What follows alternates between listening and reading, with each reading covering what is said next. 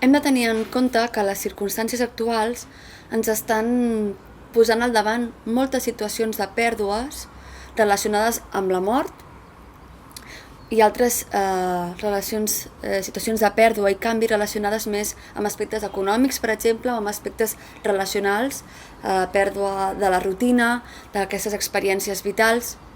En referència a les pèrdues associades a la pèrdua per mort, sí que és important que, malgrat que hem parlat de que el procés de dol és un procés natural i adaptatiu, hem de tenir en compte que sí que hi ha circumstàncies de la mort que poden fer que aquest procés de dol sigui especialment dolorós.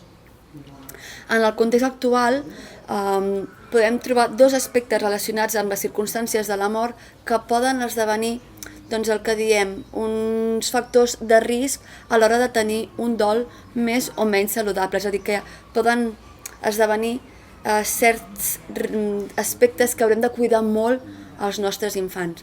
Una de les primeres circumstàncies d'aquesta mort és la que té a veure amb l'aïllament durant la malaltia, és a dir, el fet de no poder-se acomiadar moltes vegades en vida. Aquest fet pot ser un fet molt traumàtic per les famílies i, òbviament, pels infants, perquè s'han sentit exclosos d'un procés de final de vida.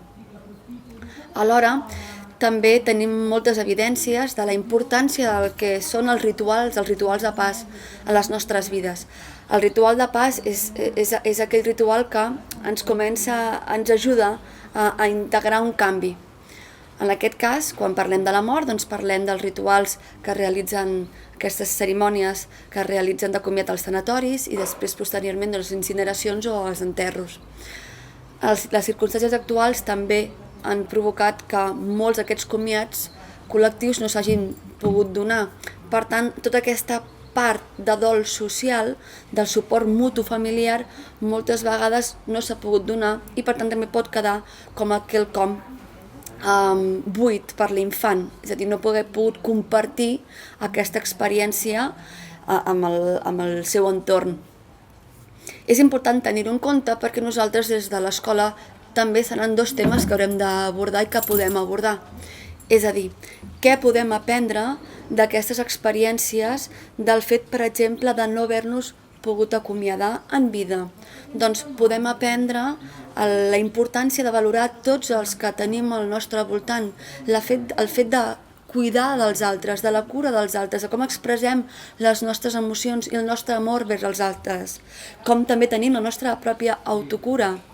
Per tant, tota la cura la podem relacionar amb aquesta impossibilitat d'acomiadar-nos. Per què? Doncs perquè tenir assumptes pendents és quelcom que després ens pot costar a l'hora d'elaborar el dol. I d'altra banda, la importància d'aquests comiats col·lectius i del suport mutu.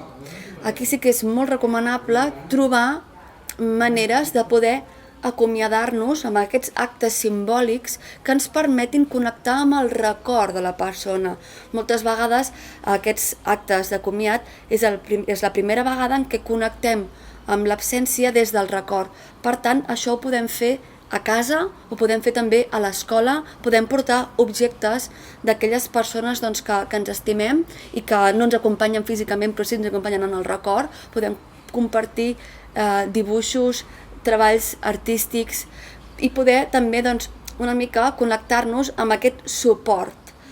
L'aula és el primer espai de suport entre iguals que tenen els infants.